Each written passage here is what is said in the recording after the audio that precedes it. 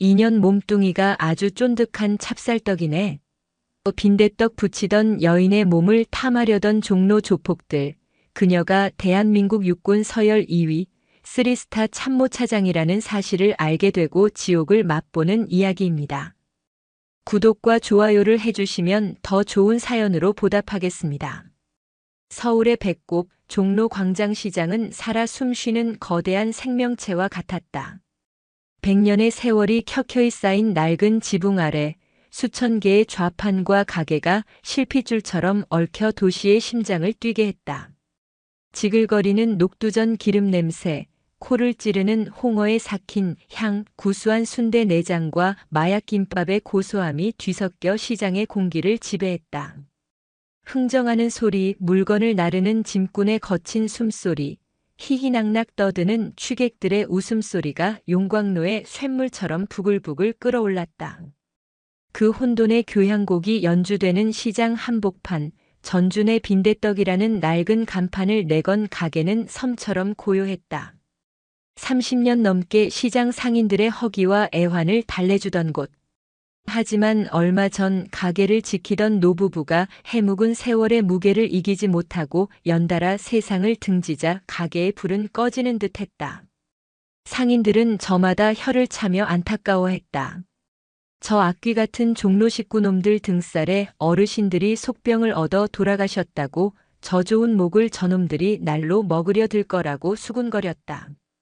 종로 식구. 이름만 들으면 정겨운 모임 같지만 실상은 광장시장 일대의 암세포처럼 퍼져 상인들의 골수를 빼먹는 악질 조직이었다.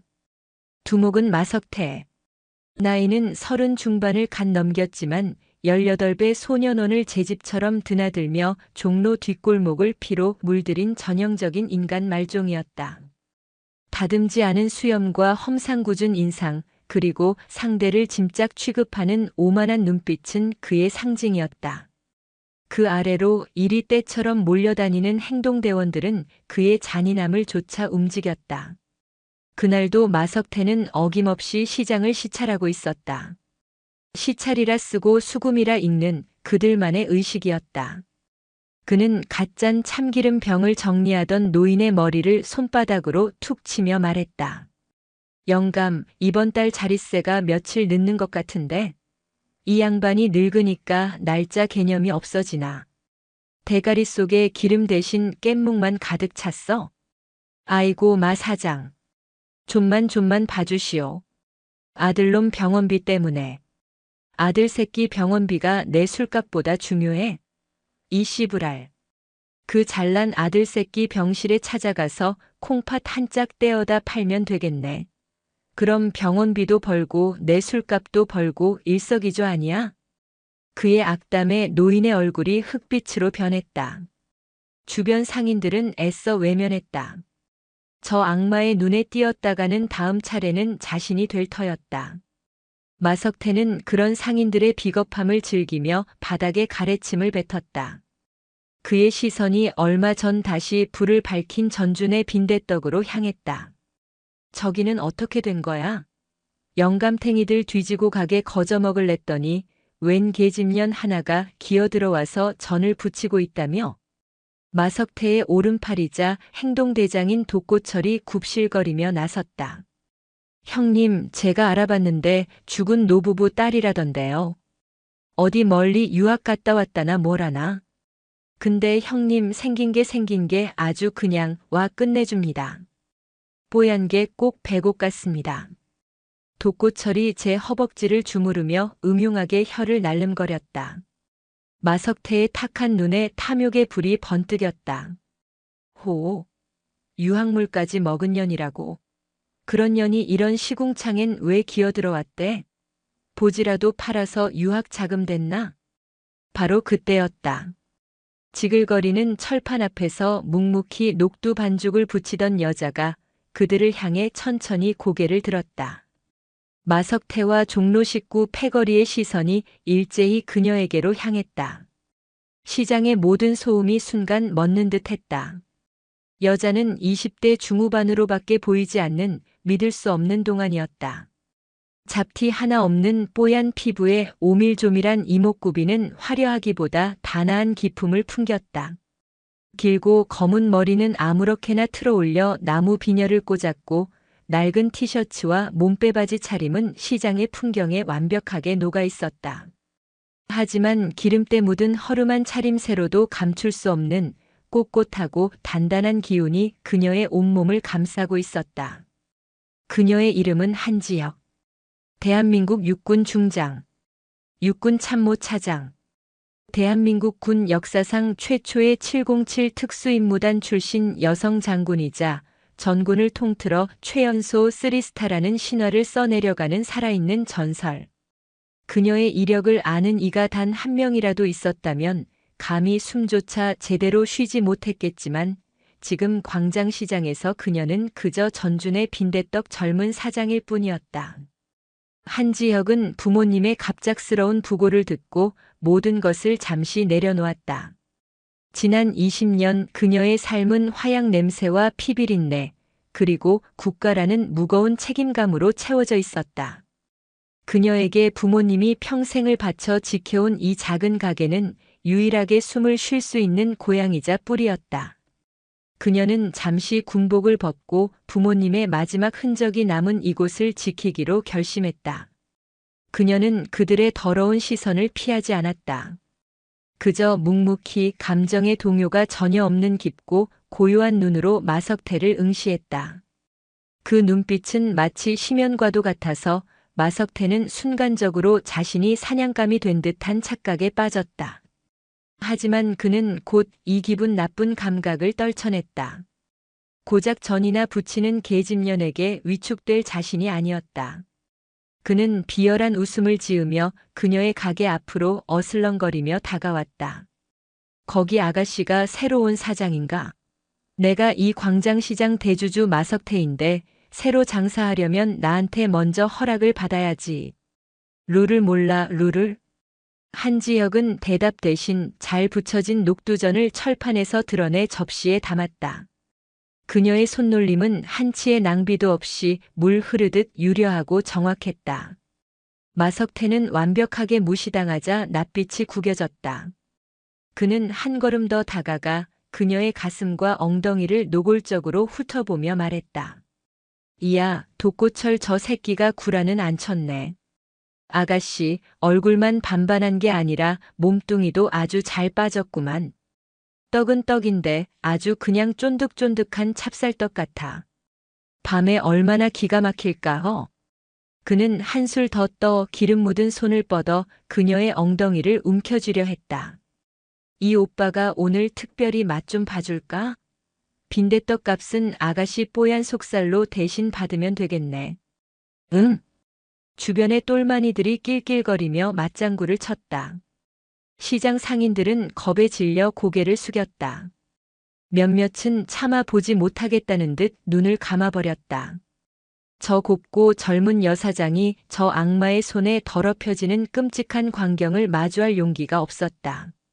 마석태의 더러운 손이 그녀의 몸에 닿기까지 불과 한 뼘도 남지 않은 거리. 한지혁이 나직하게 입을 열었다. 펄펄 끓는 기름보다 더 뜨겁고 시퍼런 칼날보다 더 서늘한 목소리였다. 그 손 계속 그렇게 뻗고 있으면 오늘 밤 내 놈 제사상의 빈대떡 대신 잘린 내 손모가지가 올라가게 될 거다.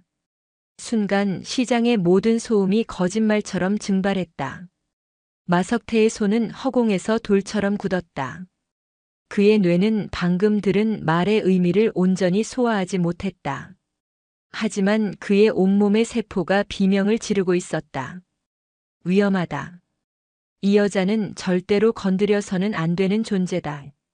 광장시장의 탁한 공기 속에 피비린내를 머금은 폭풍이 조용히 눈을 뜨고 있었다. 마석태의 인생은 굴욕이라는 단어를 모르고 살아온 역사였다. 그는 언제나 포식자였고 약자는 그의 먹잇감이었다. 때문에 그는 방금 전 한지혁이 내뱉은 섬뜩한 경고를 자신의 자존심에 대한 정면 도전으로 받아들였다. 공포는 분노로, 분노는 광기로 변해갔다. 하, 이 씨발년이 진짜 돌았나? 그는 멈췄던 손을 다시 뻗는 대신 주먹을 움켜쥐었다. 시장 바닥에서, 그것도 자신의 식구들과 수많은 상인들이 보는 앞에서 계집년 하나에게 위축되는 모습을 보일 수는 없었다. 그는 그녀의 예쁜 얼굴을 피떡으로 만들어 이 시장의 왕이 누구인지 똑똑히 각인시켜줘야 했다. 내년 그 예쁜 주둥이에서 다시는 그딴 소리가 안 나오게 이빨을 전부 뽑아줄게. 마석태의 육중한 주먹이 바람을 가르며 한지혁의 얼굴을 향해 날아들었다. 상인들 사이에서 짧은 비명이 터져 나왔다. 저 주먹에 맞으면 저 가녀린 여자는. 하지만 상상했던 끔찍한 일은 벌어지지 않았다. 한지혁은 피하지 않았다. 아니, 피할 필요가 없었다. 그녀는 날아오는 주먹을 향해 빈대떡을 뒤집던 낡고 널쩍한 쇠 뒤집개를 그대로 내밀었다. 퍽! 둔탁하고 기분 나쁜 소리가 울렸다. 마석태의 주먹이 쇠 뒤집개의 평평한 면을 정통으로 때린 것이다. 끄아악!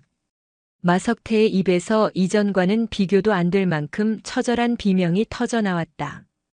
쇠를 때린 주먹의 충격은 고스란히 그의 손뼈로 전달되었다. 손가락뼈 서너 개가 박살나는 끔찍한 감각. 그는 박살난 오른손을 부여잡고 바닥을 대굴대굴 굴렀다. 이 이게 같은 년이. 가장 먼저 정신을 차린 독고철이 눈이 뒤집혀 허리춤에서 접이식 칼을 뽑아들었다. 시퍼런 칼날이 형광등 불빛에 번뜩였다.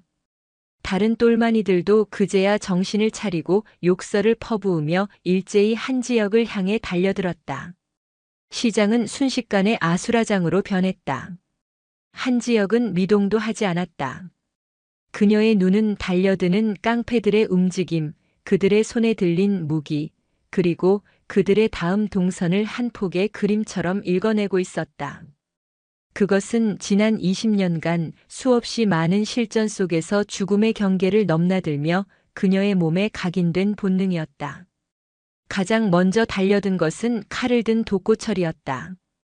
그는 칼을 빼들고 그녀의 복부를 향해 찔러 들어왔다. 비전문가의 어설픈 칼질이었다. 한지혁은 그의 손목을 향해 들고 있던 쇠 뒤집개를 내리쳤다. 쨍그랑. 칼을 놓친 독고철이 당황하는 찰나 한지혁은 한 발짝 안으로 파고들어 그의 팔꿈치 관절을 뒤집게 모서리로 찍어버렸다. 끄악! 팔이 반대 방향으로 꺾인 독고철이 비명을 지르며 쓰러졌다. 그와 동시에 뒤에서 덮치던 똘마니의 복부를 왼발로 걷어찼고 옆에서 날아온 주먹은 허리를 숙여 피한 뒤 그대로 상대의 다리를 걸어 넘어뜨렸다. 그리고는 넘어진 놈의 얼굴을 끓는 기름이 담긴 그릇 바로 옆 뜨겁게 달궈진 철판 위로 사정없이 처박아 버렸다. 치익!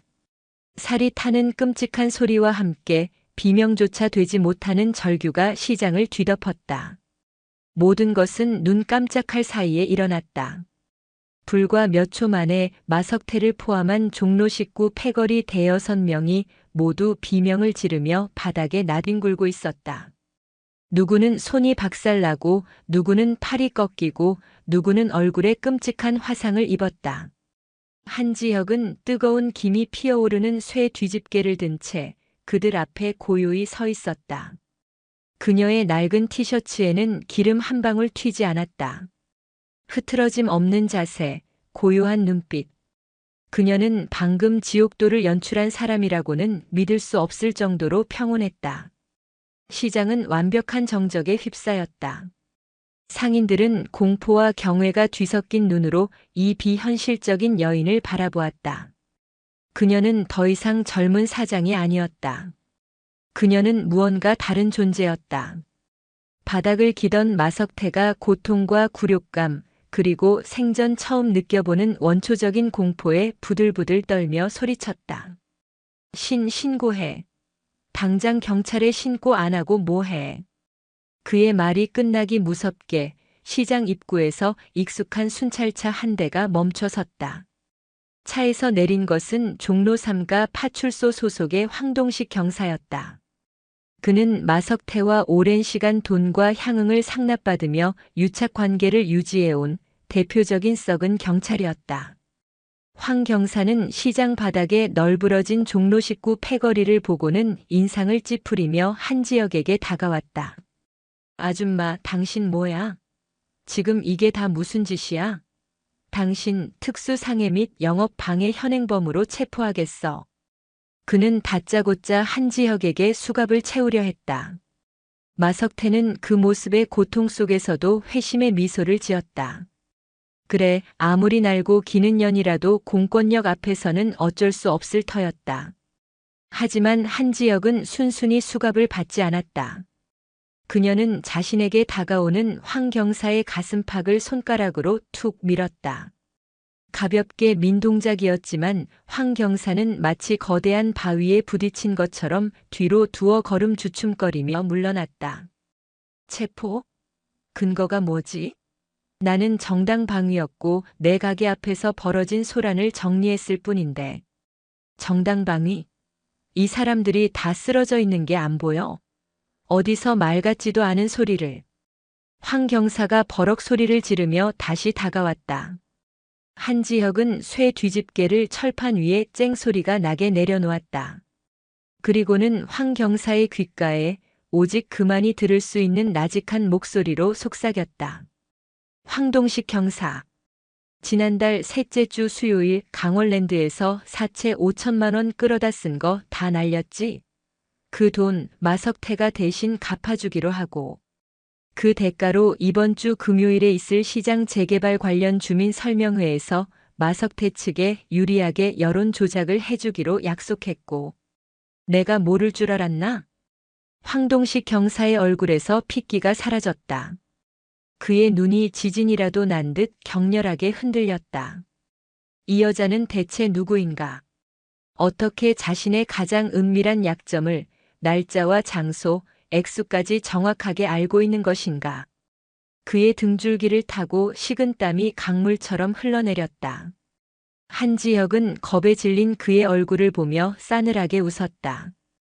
그녀는 더 이상 그에게 신경 쓰지 않고 바닥에 쓰러진 마석태에게 다가갔다. 그리고는 그의 머리채를 잡아 거칠게 일으켜 세웠다. 곰 같은 덩치가 맥없이 끌려 올라왔다. 내 놈이 이 시장의 왕이라고 했나? 그녀는 마석태를 질질 끌고 상인들이 가장 잘 볼 수 있는 시장 중앙의 평상 위로 내던졌다. 여기 계신 분들 모두 잘 들으십시오. 그녀의 목소리는 고요했지만 시장의 모든 소음을 압도하는 힘이 있었다. 저는 오늘부로 여러분이 흘리는 땀의 가치를, 그리고 여러분의 삶을 이따위 기생충 같은 놈들에게서 지켜내기로 결심했습니다. 그녀의 선언에 시장이 술렁였다. 상인들은 믿을 수 없다는 표정으로 그녀를 바라봤다. 저 젊은 여자가 과연 저 거대한 악의 무리를 상대로 싸워 이길 수 있을까? 하, 웃기고 있네. 내년 혼자서 뭘 어쩌겠다고. 마석태가 평상 위에서 발악했다. 그 순간 한지혁의 발이 그의 부러진 손목을 지그시 밟았다. 끄아악. 선택은 내가 하는 거다, 마석태. 여기서 무릎 꿇고 이분들께 용서를 빌 것인가, 아니면 내가 지금 바로 국방부 직할부대에 연락해서 내 놈의 남은 인생을 북한 정치범 수용소보다 더 지독하다는 군 교도소 지하 독방에서 썩게 만들 것인가. 국방부 직할부대. 군 교도소. 황동식 경사의 머릿속에서 경고등이 미친 듯이 울렸다. 이 여자는 보통 인물이 아니다. 이건 내가 감당할 수 있는 수준의 사건이 아니다. 그가 공포에 질려 어쩔 줄 몰라 하는 사이 한지혁은 품에서 낡은 군용 수첩과 펜을 꺼내 들었다. 그리고는 황 경사의 눈앞에서 무언가를 적기 시작했다. 황동식 경사의 비위 사실 보고, 마석태와의 유착관계 및 직무유기, 상급 기관인 서울지방경찰청 감찰과와 국무총리실 직속 공직기강팀에 동시 접수 예정. 그녀는 자신이 쓴 내용을 황 경사에게 보여주었다. 황 경사의 다리가 풀렸다. 그는 그대로 바닥에 주저앉아 버렸다.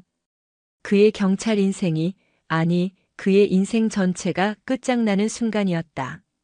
마석태의 뇌는 정지했다. 국방부 직할부대. 그 단어가 주는 무게감은 그가 평생 느껴왔던 폭력의 무게와는 차원이 달랐다. 그것은 개인의 힘으로는 결코 거스를 수 없는 국가라는 거대한 시스템의 무게였다.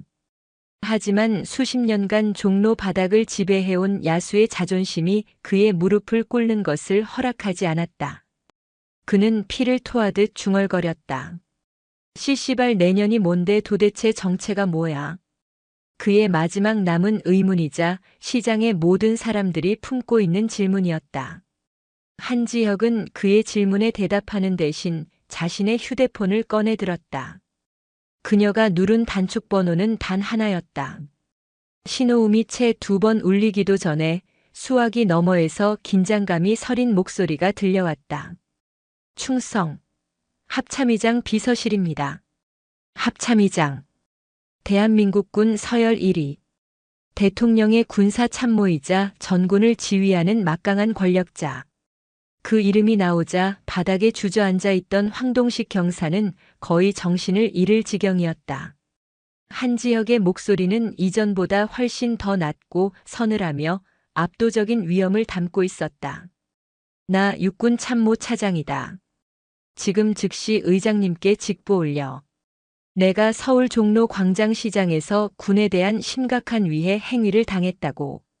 그리고 수도방위 사령관에게 내 이름으로 직접 명령하달해. 당장 헌병 특임대 SDT 1개 중대와 사이버 사령부 디지털 포렌식 팀을 현장으로 출동시키라고. 육군 참모 차장. 육군 서열 2위. 별 3개. 중장.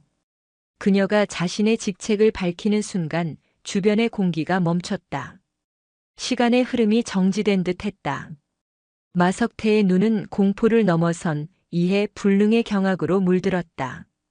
똘마니들은 오줌을 지리며 바닥에 납작 엎드렸다. 황동식 경사는 눈을 뒤집고 기절하기 직전이었다. 시장 상인들은 숨 쉬는 것조차 잊었다. 빈대떡을 부치던 저 젊고 고운 사장님이 대한민국 육군을 실질적으로 지휘하는 텔레비전에서나 볼 수 있었던 하늘의 별이었다니. 수화기 너머에서는 다급한 목소리가 이어졌다. 차장님. 알겠습니다. 즉시 조치하겠습니다. 한지혁은 전화를 끊었다. 그리고는 마석태의 멱살을 잡아 자신과 눈을 맞추게 했다. 그녀의 눈은 더 이상 고요한 심연이 아니었다. 그것은 수백만 대군을 호령하는 지휘관의 눈, 적의 심장을 꿰뚫는 매의 눈이었다. 내 정체를 물었나 마석태? 나는 내 놈 같은 버러지들이 감히 이름조차 입에 담을 수 없는 존재다. 나는 이 나라의 아들과 딸들을 전쟁터로 보내고 그들의 죽음을 책임지는 사람이다. 나는 이 땅의 평화와 국민의 안녕을 위해 내 모든 것을 바친 군인이다. 그런데 내 놈 따위가 내가 목숨 걸고 지키는 국민들을 괴롭히고 감히 내게 더러운 손을 뻗어? 그녀의 목소리 하나하나에 실린 분노는 마치 강철 채찍이 되어 마석태의 영혼을 후려치는 듯 했다. 내 놈의 심판은 시시한 법정에서 끝나지 않을 거다.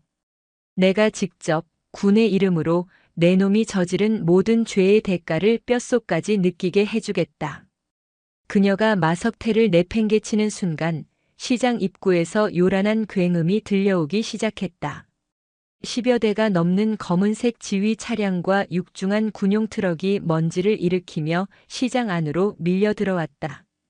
차량에서는 검은색 특수 전투복과 방탄 헬멧, 최첨단 장비로 무장한 수도방 위사령부 헌병 특임대 대원들이 질서정연하게 쏟아져 내렸다.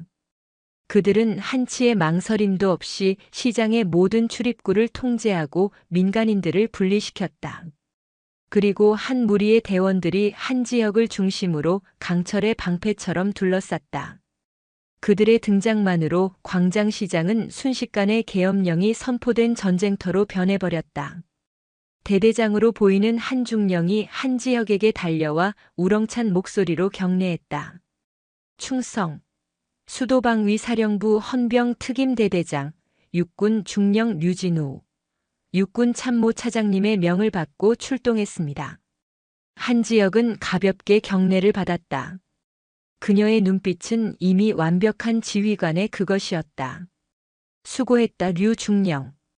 현 시간부로 이 구역을 준 전시 상황으로 선포한다. 주범 마석태를 포함한 종로 식구 조직원 전원, 그리고 저 경찰 황동식 경사를 군형법상적에 대한 동조 및 이적 행위에 준하는 혐의로 현장에서 체포한다. 알겠습니다. 류진우 중령이 손짓하자 맹수 같은 대원들이 바닥에 엎드린 마석태 일당과 황동식 경사에게 달려가 자비 없이 제압하고 수갑을 채웠다. 그들의 저항은 아예 불가능했다. 체포된 인원 전원은 남한산성 육군 교도소로 즉시 압송해 사이버 사령부 요원들은 종로 식구 사무실과 마석태, 황동식의 자택을 급습해서 모든 디지털 증거를 확보하도록. 한 놈도 단 하나의 증거도 놓쳐선 안 된다. 명심하겠습니다. 모든 상황이 일사불란하게 정리되고 있었다.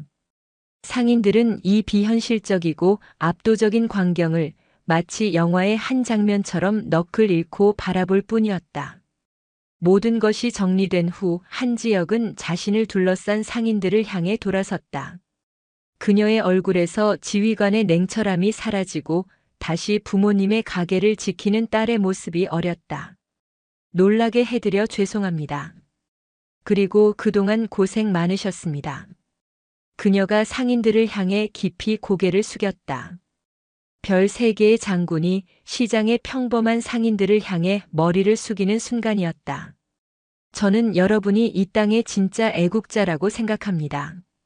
매일 새벽같이 일어나 정직하게 땀 흘리며 이 나라의 경제를 밑바닥에서부터 지탱하고 계신 분들이니까요. 그런 여러분을 저런 쓰레기 같은 놈들에게서 지켜드리는 것이 저 같은 군인이 존재하는 이유입니다. 이제 모든 것이 끝났습니다. 안심하고 장사하십시오. 그녀의 진심 어린 말에 상인들 사이에서 참았던 울음이 터져나왔다. 그것은 지난 수십 년간 묵묵히 견뎌왔던 서름과 고통, 그리고 마침내 찾아온 해방감과 감사가 뒤섞인 눈물이었다.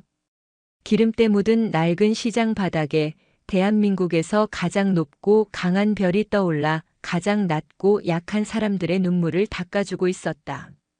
광장시장의 길고 길었던 어둠이 걷히고 마침내 찬란한 여명이 밝아오는 순간이었다. 사이렌 소리는 광장시장의 오랜 혼돈에 종지부를 찍는 장엄한 서곡이었다. 칠흑같이 검은 위장색을 칠한 수도방위 사령부의 지휘 차량과 육중한 KU-808 차륜형 장갑차가 시장 입구의 좁은 길을 가득 메웠을 때 시간은 얼어붙었다. 장갑차의 해치가 열리고 최첨단 워리어 플랫폼으로 무장한 헌병 특임대 SDT 대원들이 한치의 오차도 없는 동작으로 쏟아져 내렸다. 그들의 군화는 아스팔트를 짓누르는 소리조차 주변의 공기를 얼어붙게 만들었고 특수 방탄 헬멧 아래 번뜩이는 눈빛은 인간의 감정이 완벽하게 통제된 오직 임무만을 위해 존재하는 강철 기계의 그것이었다. 그들은 구경꾼이나 상인들에게는 눈길 한 번 주지 않고 오직 한 지역을 중심으로 완벽한 방호 진영을 구축했다. 시장의 공기는 더 이상 상인들의 땀 냄새나 음식 냄새가 아니었다. 화약과 강철 그리고 국가가 공인한 합법적이고 서슬퍼런 무력의 냄새가 모든 것을 지배했다. 헌병 특임대대장 류진우 중령이 한지혁에게 다가와 각 잡힌 거수 경례를 붙였다. 육군 참모차장님, 현장 확보 및 용의자 전원 신병 확보 완료했습니다. 한지혁은 가볍게 고개를 끄덕이며 경례를 받았다. 그녀의 눈빛은 이미 빈대떡 가게 주인이 아닌 수십만 대군을 움직이는 야전 지휘관의 그것으로 완벽하게 돌아와 있었다. 현 시간부로 모든 상황을 육군 중앙수사단으로 이관한다. 주범 마석태를 포함한 종로 식구 조직원 전원, 그리고 적이 기절한 황동식 경사를 직권남용 및 이적죄 동조 혐의로 즉시 남한산성 육군 교도소로 압송하도록. 그곳이 세상과 가장 완벽하게 단절된 곳일 테니. 알겠습니다. 류진우 중령이 손짓하자 맹수 같은 대원들이 바닥에 널브러진 마석태 패거리와 축 늘어진 황동식 경사를 짐짝처럼 끌고 장갑차에 쳐넣었다. 마석태는 마지막까지 발악했다. 이거나. 내가 왜 군인들한테 잡혀가. 이건 명백한 월권이야. 민간인 사찰이라고. 변호사. 내 변호사 불러. 하지만 그의 저항은 건장한 특임대원의 소나기에서 어린아이의 투정처럼 무력했다. 대원은 마석태의 목덜미를 찍어 누르며 얼음처럼 차가운 목소리로 말했다. 현역 육군 대장에 대한 직접적인 위해, 시도 및 국가 안보에 준하는 민생 교란 행위는 군형법에 따라 가중처벌 대상이다. 내 놈의 신분은 이제부터 단순 민간인이 아니라 국가 존립을 위협하는 내부의 적으로 간주한다. 내 놈의 변호사는 염라대왕이 될 거다. 입 다물고 따라와. 내부의 적. 그 섬뜩하고도 생경한 단어에 마석태의 눈이 공포로 잠식당했다. 그는 자신이 건드린 존재의 무게가 자신이 상상할 수 있는 범주를 아득히 넘어섰음을 뼈저리게 실감했다. 상인들은 이 모든 광경을 입을 떡 벌린 채 지켜보았다. 그들의 눈에는 두려움과 경외, 그리고 수십 년 만에 처음으로 느껴보는 짜릿하고 통쾌한 해방감이 뒤섞여 있었다. 평생 자신들의 등골을 휘게 만들던 악귀 같은 존재들이 저렇게 허무하고 처참하게 끌려가는 모습을 보게 될 줄이야. 몇몇 늙은 상인들은 주름진 눈가에 맺힌 눈물을 훔치느라 정신이 없었다. 한지혁은 류진우 중령에게 낮은 목소리로 추가 지시를 내렸다. 압송된 자들은 즉시 분리신문하도록. 특히 마석태는 어급 독방에 수감하고 내가 직접 들어가기 전까지는 잠조차 재우지 마. 정신적 한계까지 몰아붙여. 그리고 서울지방경찰청장에게는 내가 직접 연락하겠다. 이번 기회에 썩은 뿌리를 밑동까지 뽑아내야지. 그녀는 주변을 둘러싼 상인들을 바라보았다. 모두가 그녀를 바라보고 있었지만 누구 하나 감히 말을 걸거나 다가서지 못했다. 그녀가 뿜어내는 위압감은 경외를 넘어 다른 차원의 존재를 마주한 듯한 신성함마저 느껴졌다. 한지혁은 그들의 시선을 피하지 않고 부드럽지만 강철 같은 의지가 담긴 목소리로 말했다. 걱정 마십시오. 오늘 일은 시작에 불과합니다. 여러분의 눈에서 더 이상 피눈물이 흐르지 않도록, 여러분의 삶이 더 이상 저런 버러지 같은 놈들에게 짓밟히지 않도록 제가 이 자리에서 약속하겠습니다. 제 목숨과 제 어깨에 달린 이별 3개의 무게를 걸고. 그녀의 말이 끝나자 기름때 묻은 앞치마를 두른 한 할머니가 조심스럽게 그녀에게 다가왔다. 아까 마석태에게 아들 콩팥이라도 팔라는 모욕을 당했던 참기름집 노인의 아내였다. 할머니는 한지혁의 손을 부여잡고 오열하듯 말했다. 사장님, 아니 장군님. 정말 고맙습니다. 우리 죽은 전준의 부부가 하늘에서 보고 있다면 덩실덩실 춤이라도 출깁니다. 정말 고맙습니다. 한지혁은 그제야 강철처럼 굳어있던 얼굴에 옅은 미소를 띄었다. 그녀는 할머니의 거칠고 주름진 손을 따뜻하게 마주잡으며 말했다. 할머니, 저 여기 있는 동안은 그냥 전준의 딸입니다. 편하게 부르세요. 그 따뜻한 한마디에 광장시장을 짓누르던 별 셋의 무게는 온데간데 없이 사라지고 그 자리에 부모를 잃은 딸이 그리고 상인들의 이웃이 서 있었다. 사람들의 마음속에 깊게 박혀있던 불신과 공포의 빙벽이 그 따스한 온기에 서서히 녹아내리기 시작했다. 그 시각 경기도 남한산성 육군 교도소 지하신문실. 마석태는 차갑고 축축한 콘크리트 바닥에 내던져졌다. 사방이 막힌 빛 한 점 들어오지 않는 완벽한 어둠. 서늘한 공기, 그리고 자신의 심장 소리와 거친 숨소리 외에는 아무것도 들리지 않는 절대적인 고요. 이곳은 그가 평생 겪어보지 못한 종류의 지옥이었다. 경찰서 유치장과는 차원이 달랐다. 이곳은 법 이전의 국가안보라는 절대 명제가 존재하는 인간의 가장 원초적인 공포를 자극하는 공간이었다. 얼마나 시간이 흘렀을까? 육중한 철문이 굉음을 내며 열리고 한 줄기 강렬한 빛이 쏟아져 들어왔다. 마석태가 눈을 가늘게 뜨자 빛을 등지고 선 한지혁의 실루엣이 보였다.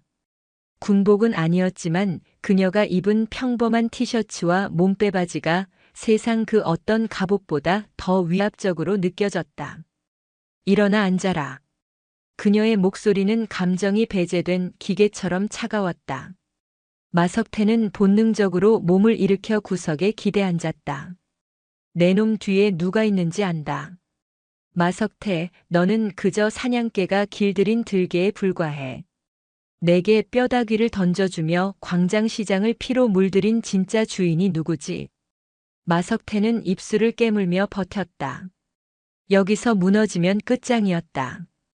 그에게는 의리라는 이름의 마지막 자존심 그리고 배신에 대한 두려움이 남아 있었다. 무슨 개소린지 모르겠군. 내가 왕이야. 종로 식구는 내가 만들었어. 왕? 웃기지 마라. 한지혁은 그의 앞으로 서류 뭉치 하나를 던졌다. 어둠 속에서도 식별이 가능하도록 특수 처리된 종이었다. 거기에는 마석태의 모든 차명 계좌 내역과 그 돈의 구할이 흘러들어간 태준개발이라는 회사의 이름, 그리고 그 회사의 회장 권태준의 사진이 박혀 있었다. 내가 상인들에게서 뜯어낸 피 같은 돈, 매달 구할은 권태준에게 상납했지.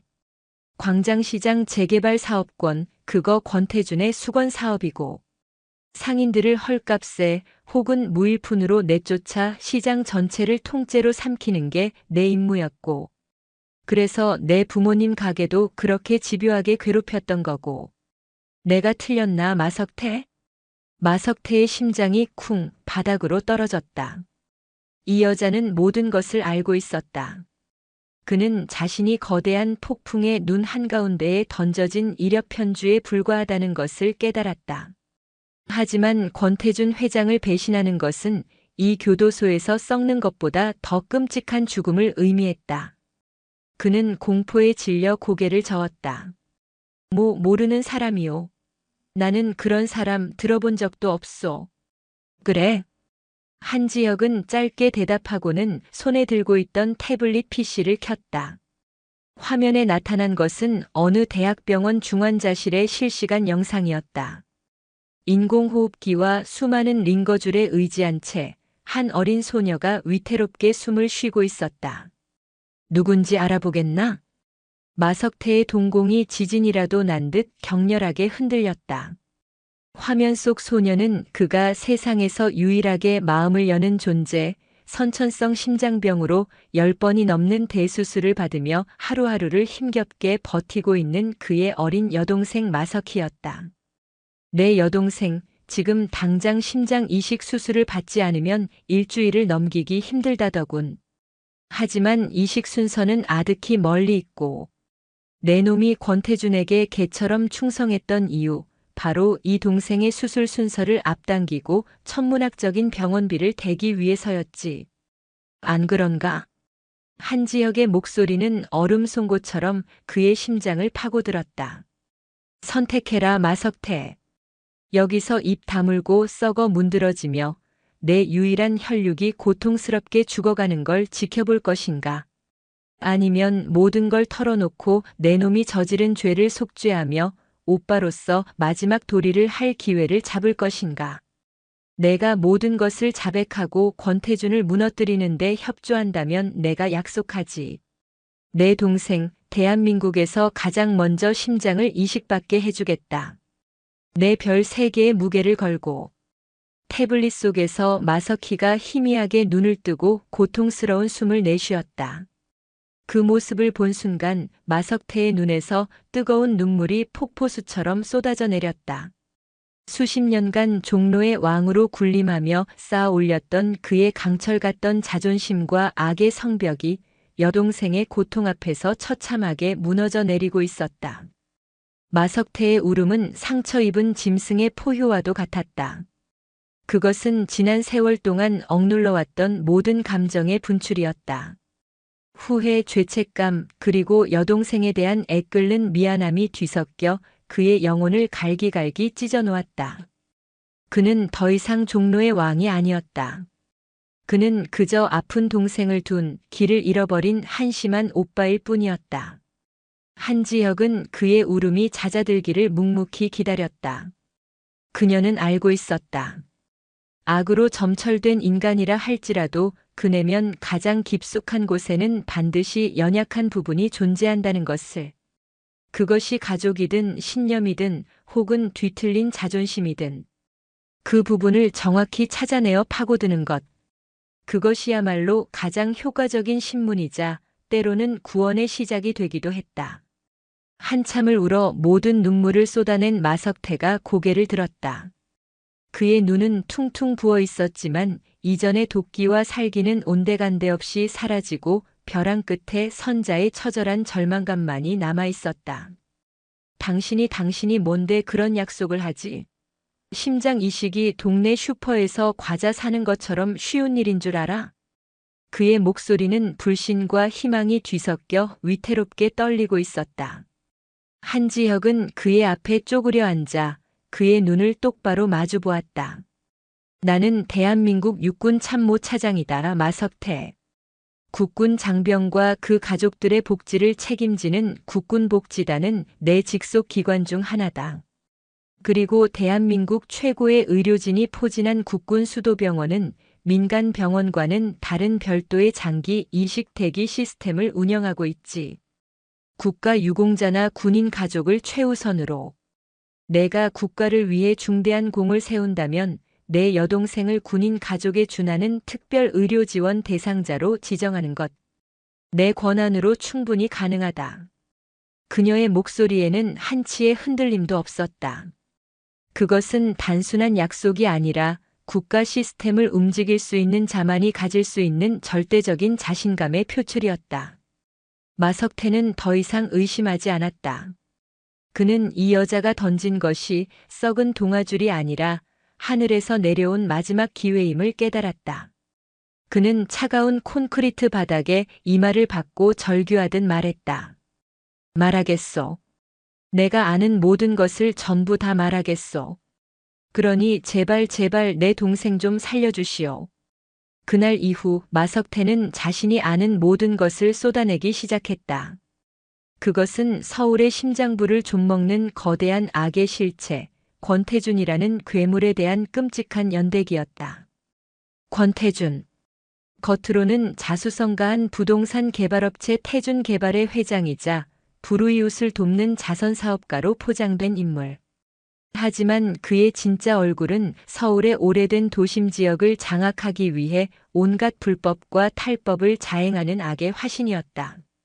그는 마석태 같은 조폭들을 앞세워 재래시장이나 낡은 주택가의 원주민들을 헐값에 내쫓고 그 땅을 헐값에 사들여 거대한 주상복합 건물이나 쇼핑몰을 지어 막대한 이익을 챙겼다. 그 과정에서 벌어들인 천문학적인 검은 돈은 거미줄처럼 얽힌 차명 계좌를 통해 정치권과 관계, 법조계로 흘러들어갔다. 그의 비호 세력은 상상을 초월했다. 현역 국회의원은 물론 전직 장관과 서울시 고위 공무원, 경찰청 간부와 부장판사급 법조인까지 그의 돈을 받고 충실한 개가 되어 움직였다. 권태준의 모든 비밀은 그의 개인 펜트하우스에 있어. 남산타워가 정면으로 보이는 용산의 최고급 주상복합 더 힐 최상층. 그곳 서재에 이중으로 된 비밀 금고가 있어. 하지만 그 금고는 권태준 본인의 지정맥과 음성 인식이 없으면 핵폭탄이 터져도 열리지 않을 거요. 다른 증거는 그의 비서실장이자 집사인 천 실장이라는 놈이 있어. 본명도 나이도 출신도 아무도 모르는 그림자 같은 놈이요. 권태준의 모든 더러운 일을 처리하고 모든 비밀을 알고 있는 놈이지. 그놈이 가지고 다니는 태블릿 PC에 아마 모든 비밀 장부의 백업 파일이 들어있을 거요. 하지만 그 태블릿은 전원을 켜는 순간부터 모든 데이터가 군사급 암호화 모듈로 자동 변환된다고 들었소. 국정원 사이버팀도 뚫는데 몇 년이 걸릴 거라고. 마석태의 진술은 구체적이고 상세했다. 그의 진술은 이미 모든 것을 자백한 황동식 경사의 진술과 교차 검증을 통해 완벽한 신빙성을 확보했다. 한지혁은 모든 진술을 검토한 뒤 류진우 중령에게 명령했다. 마석태 지금 당장 국군수도병원으로 이송한다. 헌병 특임대원 둘을 붙여 24시간 감시하고 그의 여동생 병실 옆에 머물게 해줘라. 단 외부와의 연락은 일절 금지한다. 류진우 중령이 의아한 표정을 지었다. 차장님, 저자는 이 사건의 핵심 증인입니다. 섣불리 외부 병원으로. 이것 또한 작전의 연장선이다. 그리고 죽어가는 동생의 곁을 지키게 해주는 것. 그게 내가 저자에게 주는 마지막 기회이자 앞으로 그가 평생 짊어져야 할 속죄의 무게를 깨닫게 하는 과정이다. 이것은 명령이다. 류 중령. 명심하겠습니다. 류진우 중령은 더 이상 반문하지 않았다. 그는 자신의 지휘관이 단순한 분노나 정의감으로 움직이는 것이 아님을 알고 있었다. 그녀의 모든 행동에는 적의 허를 찌르고 판 전체를 뒤흔드는 고도의 전략이 숨어 있었다. 며칠 후 국군수도병원 중환자실 앞. 마석태는 10수년 만에 처음으로 오빠라는 이름의 무게를 온몸으로 느끼고 있었다. 유리창 너머로 보이는 동생의 위태로운 모습은 그의 심장을 천갈래 만갈래로 찢어놓는 듯 했다. 그는 그곳에서 밤낮을 꼬박 세웠다. 그의 등 뒤에는 그림자처럼 2명의 헌병이 서 있었지만 그는 신경 쓰지 않았다. 그의 세상에는 오직 유리창 너머의 동생과 자신의 무력함에 대한 처절한 자책감만이 존재했다. 나흘째 되던 날 병원장이 직접 그를 찾아왔다. 그리고 믿을 수 없는 소식을 전했다. 뇌사 판정을 받은 군인 유가족의 고귀한 기증으로 그의 동생이 심장 이식 수술을 받게 되었다는 것이었다. 대한민국 최고의 의료진이 집도하는 성공 확률이 매우 높은 수술이 될 것이라고. 마석태는 그 자리에 주저앉아 아이처럼 목 놓아 울었다. 한지혁은 그 불가능해 보였던 약속을 정말로 지켜준 것이다.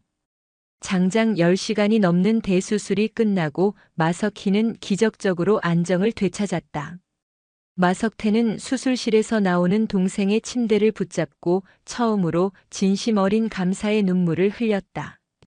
그가 감격에 젖어 있을 때 한지혁이 조용히 그의 곁으로 다가왔다. 약속은 지켰다, 마석태. 이제 내가 약속을 지킬 차례다. 마석태는 고개를 들었다. 그의 눈에는 더 이상 조폭 두목의 탐욕이나 불효자의 죄책감이 아닌 모든 것을 걸고 은혜를 갚으려는 자의 비장한 결의가 불타오르고 있었다. 무엇이든 시켜만 주십시오, 장군님. 설령 저 자신을 미끼로 던져야 한다 해도 기꺼이 저 자신을 산산조각 내겠습니다. 한지혁은 그의 눈을 보며 나직이 말했다. 미끼는 필요 없다. 나는 지옥의 문을 열고 들어가 악마의 목을 직접 물어뜯을 사냥개가 필요할 뿐이다. 그날 이후 마석태는 달라졌다. 그는 한지혁의 가장 은밀하고도 날카로운 칼이 되었다. 그는 한지혁이 제공한 최첨단 도청 및 추적 장비를 몸에 지니고 다시 종로의 어둠 속으로 돌아갔다. 권태준에게는 군 교도소에서 풀려나기 위해 거짓 충성을 맹세한 척 접근했다. 한때 공포의 상징이었던 그의 존재는 이제 권태준의 거대한 제국을 심장부에서부터 무너뜨리는 가장 치명적인 바이러스가 되어 움직이기 시작했다. 권태준은 불쾌했다. 그의 완벽하게 통제되던 왕국에 예측 불가능한 변수가 발생했기 때문이다. 종로의 돈줄이자 행동대장이었던 마석태가 하루아침에 군대에 끌려갔다가 며칠 만에 풀려난 것이다. 겉으로는 더 깊이 머리를 조아리며 충성을 맹세했지만 권태주는 그의 눈빛 깊은 곳에서 이전과는 다른 이질적인 감각을 읽었다. 짐승의 본능이 경고하고 있었다. 저놈은 더 이상 내가 알던 개가 아니라고. 서울의 야경이 발 아래 융단처럼 펼쳐진 용산 더 힐 펜트하우스.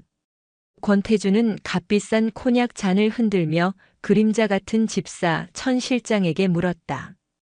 마석태, 그놈 요즘 뭐하고 다니지? 평소와 다름없습니다, 회장님. 광장시장 재개발을 위해 반대파 상인들을 처리하고 자금도 꾸준히 상납하고 있습니다. 다만 예전보다 더 잔인하고 악랄해졌습니다. 마치 무언가에 쫓기는 사람처럼. 천 실장은 깡마른 체구에 하얀 장갑을 낀 감정을 읽을 수 없는 표정의 사내였다. 그의 머릿속에는 권태준의 모든 죄악이 담겨 있었다. 쫓기는 게 아니라 무언가를 숨기고 있는 거겠지. 그 국밥집 계집 한지혁이라는 년. 그녀는 대체 정체가 뭐야? 군 장성이라는 것 외에 알아낸 거 있나? 그게 이상합니다, 회장님. 육군 참모 차장이라는 직책 외에는 모든 정보가 어급 군사 기밀로 묶여 있습니다. 국정원 라인을 동원해봤지만 접근 자체가 불가능했습니다. 마치 유령 같습니다. 권태준의 미간에 깊은 주름이 패었다.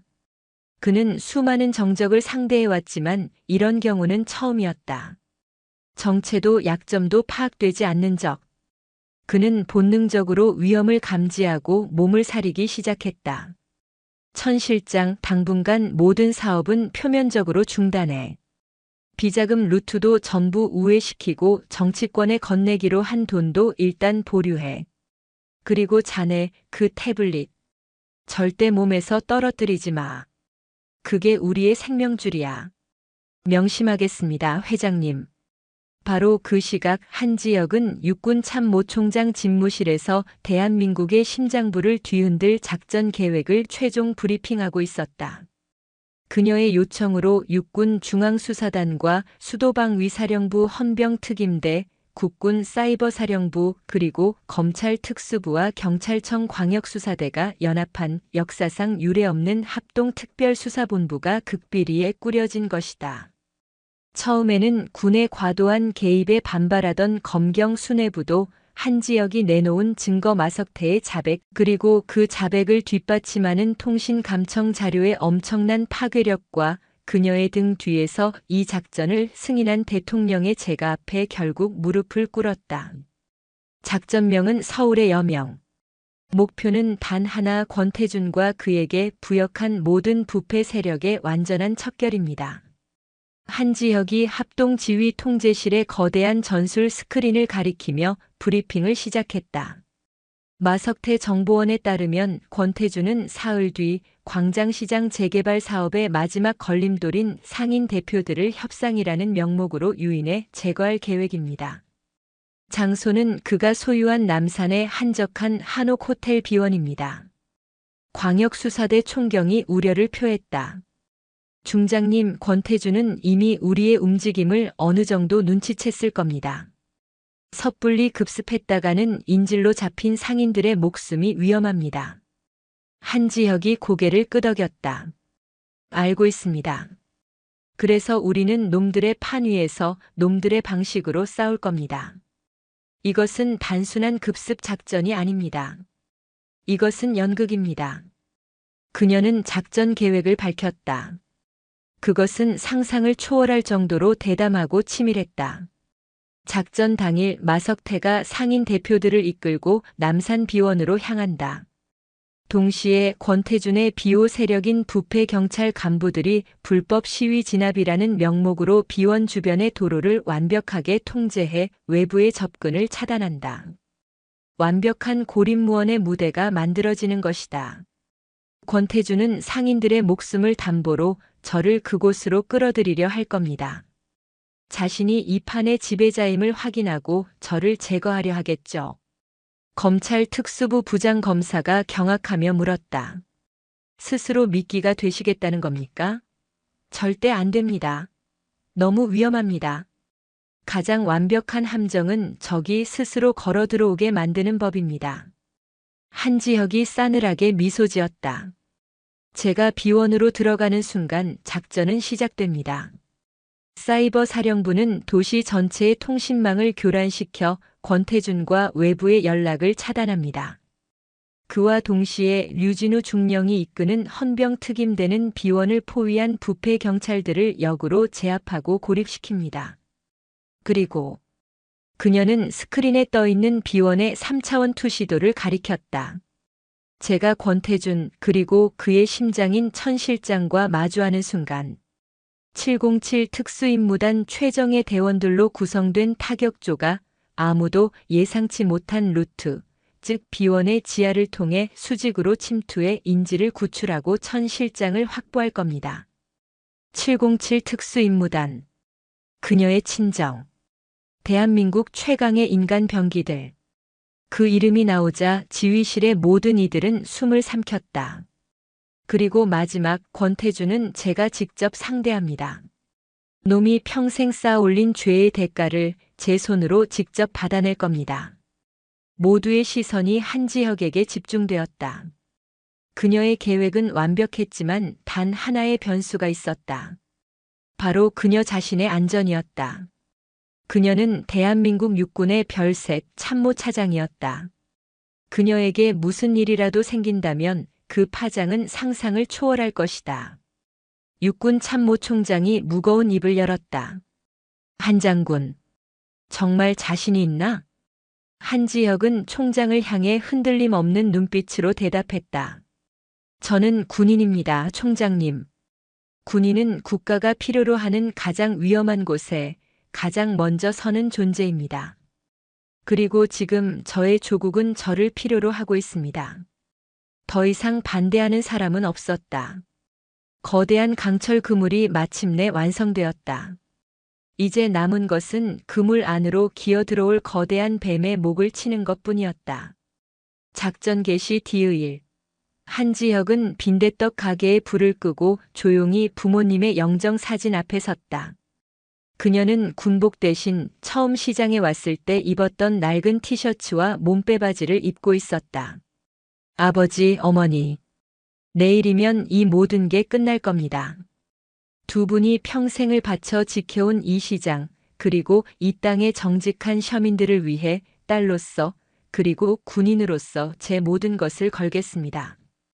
부디 저를 지켜봐 주십시오. 그녀는 조용히 소주 한 잔을 올렸다. 창밖으로 서울의 밤이 깊어가고 있었다. 그것은 거대한 폭풍을 예고하는 불길하고도 비장한 정적이었다.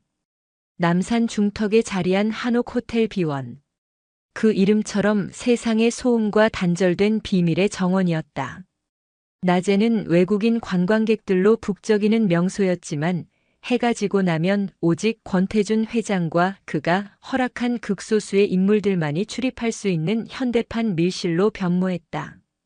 잘 다듬어진 소나무와 기암괴석, 그리고 은은한 조명을 받아 빛나는 연못은 한 폭의 동양화처럼 아름다웠지만 그 고요함 속에는 모든 소리를 집어삼키는 맹수의 아가리 같은 섬뜩함이 도사리고 있었다.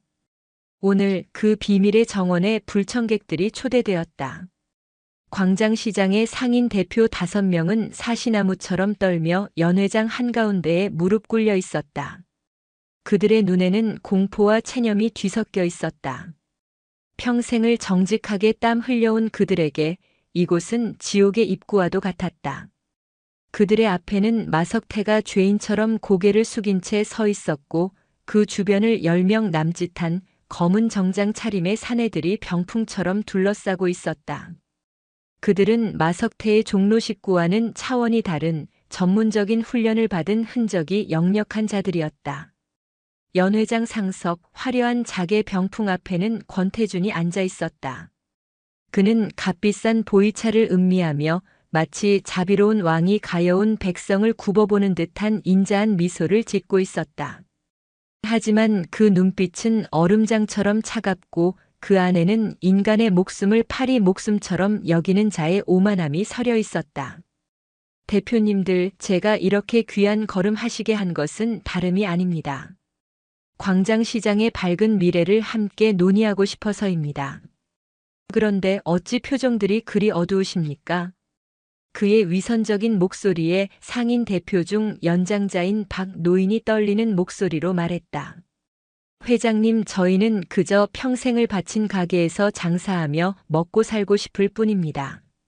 제발 저희를 그냥 내버려 두십시오. 내버려 두다니요. 어르신, 시대의 흐름을 읽으셔야지요. 낡고 추한 것은 부수고 새롭고 위대한 것을 세우는 것. 그것이 바로 발전 아니겠습니까? 여러분의 그 작은 가게 몇 개가 서울의 심장부가 세계적인 랜드마크로 발돋움하는 위대한 역사를 가로막고 있는 겁니다. 권태준이 찻잔을 내려놓으며 본색을 드러냈다. 오늘 이 자리에서 재개발 동의서에 도장을 찍어주시면 제가 두둑한 보상금을 챙겨드리지요. 하지만 끝까지 고집을 부리신다면. 그의 시선이 마석태에게 향했다. 여기 마 사장이 여러분의 가족들이 얼마나 안전에 취약한지 잘 알려드릴 겁니다. 딸이 밤길을 무서워하고 아들이 학교에서 이유 없이 맞고 들어오는 그런 불상사는 없어야 하지 않겠습니까? 짐승의 언어였다. 상인들의 얼굴이 새하얗게 질렸다. 바로 그때 연 회장의 육중한 문이 소리 없이 열리고 한 여자가 들어섰다. 기름때 묻은 낡은 티셔츠와 몸빼바지, 질끈 묶어 올린 머리. 광장시장의 풍경 그 자체인 한지혁이었다.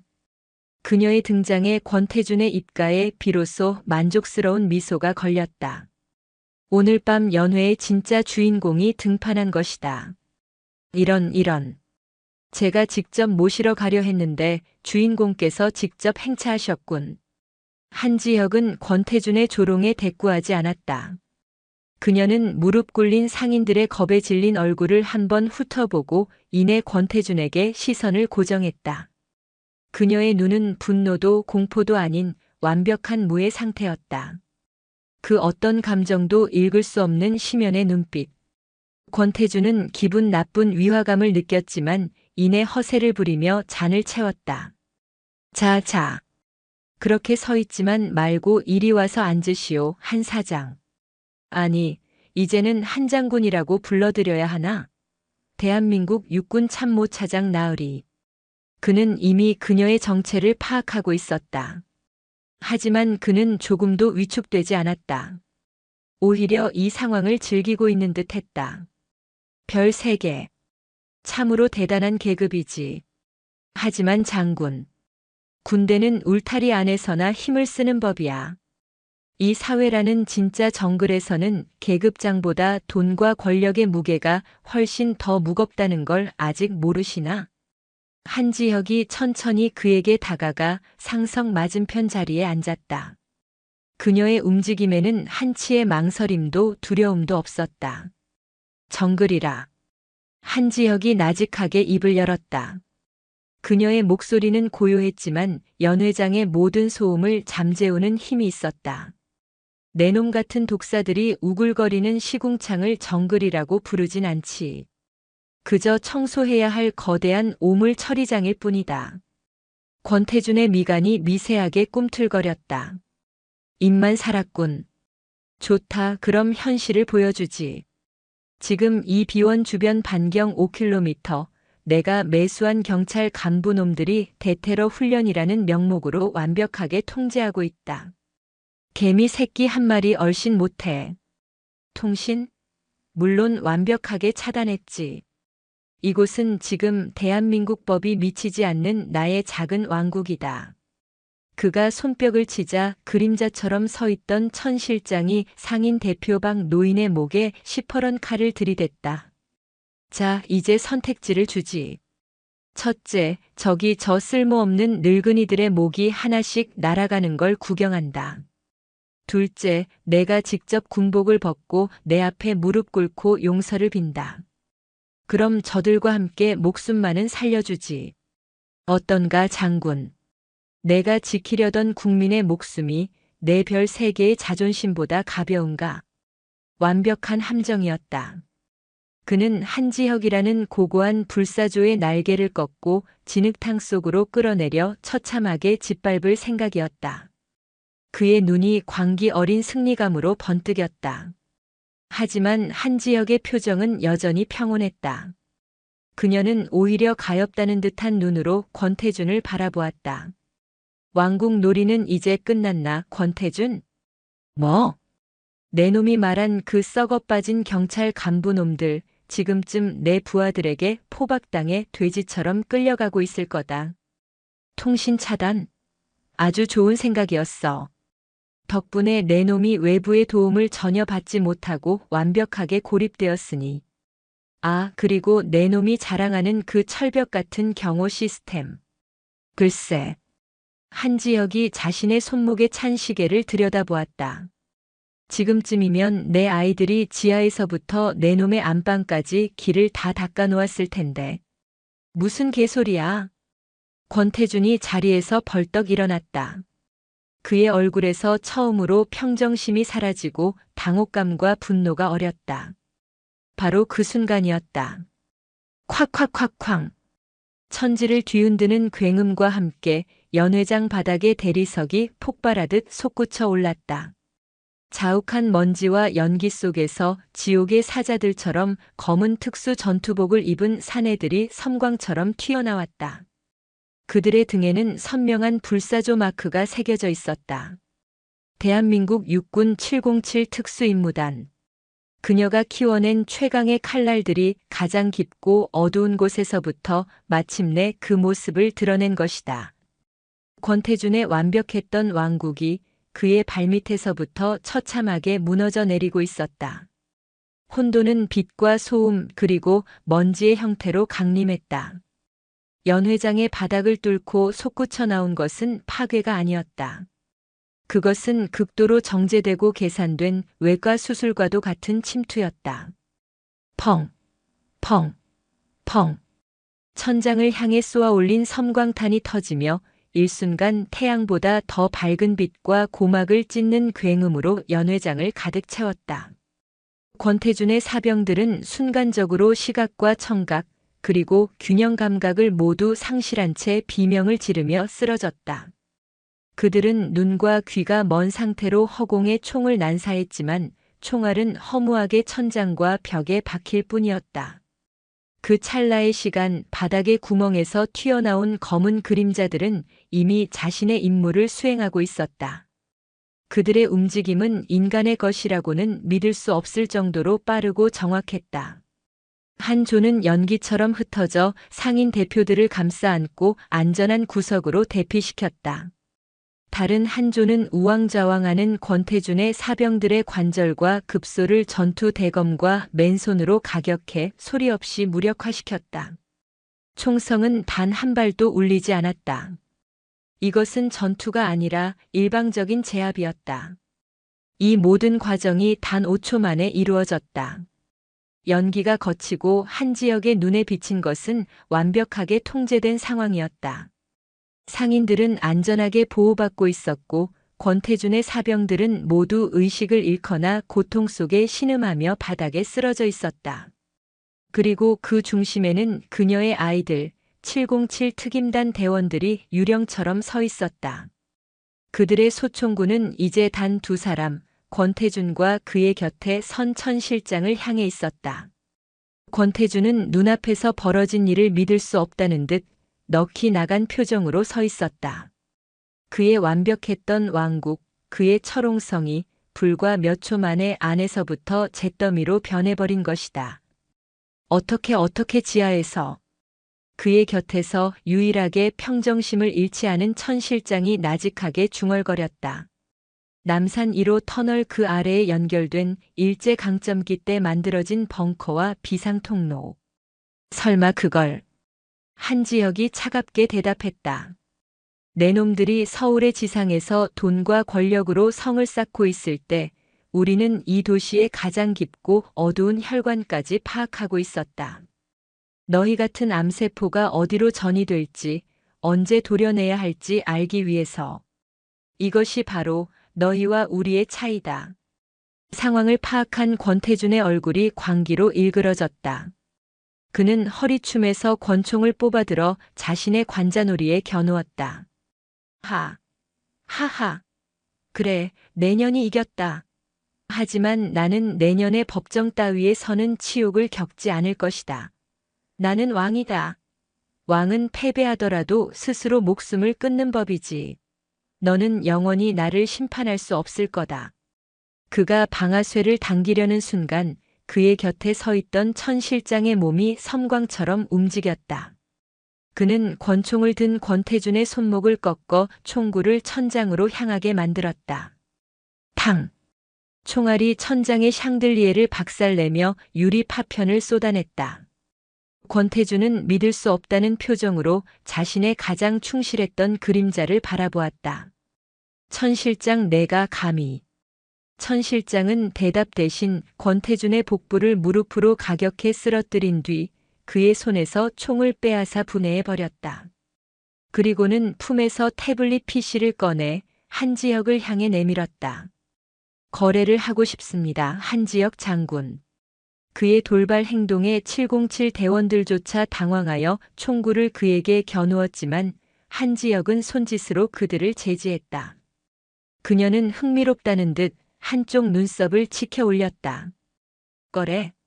지금 내 처지에 감히 나에게 거래를 제안하는 건가? 그렇습니다. 천 실장의 목소리는 기계처럼 감정이 없었다. 이 태블릿 안에는 지난 20년간 권태준이 저지른 모든 범죄의 원본 데이터가 들어 있습니다. 당신들이 확보한 마석태의 진술과는 비교도 안 될 만큼 방대하고 치명적인 자료들이죠. 이 자료만 있으면 권태준뿐만 아니라 그와 연결된 대한민국의 모든 부패한 거물들을 한 번에 쓸어버릴 수 있을 겁니다. 그걸 순순히 넘기겠다. 대가가 뭐지? 제 안전과 새로운 신분입니다. 저는 이 나라를 떠나 세상 어디에도 존재하지 않는 유령으로 살아가고 싶습니다. 증인 보호 프로그램보다 더 확실한 완벽한 소멸을 원합니다. 권태준이 바닥에서 피를 토하며 소리쳤다. 이 배신자 새끼. 내가 너를 거둬주지 않았다면 너는 길바닥에서 쥐새끼처럼 죽었을 목숨이야. 천 실장은 그에게 눈길 한 번 주지 않고 오직 한지혁만을 응시했다. 저는 단 한 번도 저자를 주인으로 섬긴 적이 없습니다. 저는 그저 이 거대한 악의 시스템이 어디까지 뻗어 있는지 그 끝을 보고 싶었을 뿐입니다. 그리고 이제 그 끝을 보았으니 이 지긋지긋한 연극을 끝낼 때가 된 것뿐입니다. 그는 한지혁에게 한 걸음 더 다가왔다. 어떻습니까, 장군? 대한민국의 모든 썩은 뿌리를 도려낼 수 있는 판도라의 상자와 저 같은 유령 하나를 맞바꾸는 거래. 나쁘지 않을 텐데요. 그것은 악마의 속삭임과도 같은 거부할 수 없는 제안이었다. 한지혁은 잠시 그를 말없이 바라보았다. 그녀의 머릿속에서는 수만 가지 경우의 수가 충돌하고 있었다. 저자를 믿을 수 있는가? 저 데이터는 진짜인가? 하지만 그녀의 직감이 말하고 있었다. 저 남자는 진심이다. 좋다. 거래하지. 한지혁이 손을 내밀었다. 천 실장이 태블릿을 그녀에게 건네려는 순간이었다. 바닥에 쓰러져 있던 권태준의 눈이 섬뜩하게 빛났다. 그는 품 안에 숨겨두었던 마지막 비수 만년필 모양으로 위장된 단발 권총을 뽑아들었다. 그의 목표는 한지혁이 아니었다. 나를 배신한 대가는 지옥이다. 그의 손에서 뿜어져 나온 총알은 천 실장의 등을 향해 날아갔다. 하지만 그보다 더 빠른 것이 있었다. 한지혁의 몸이었다. 그녀는 천 실장을 밀쳐내고 대신 그 총알을 자신의 몸으로 받아냈다. 퍽!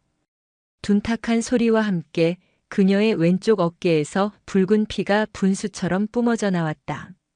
차장님!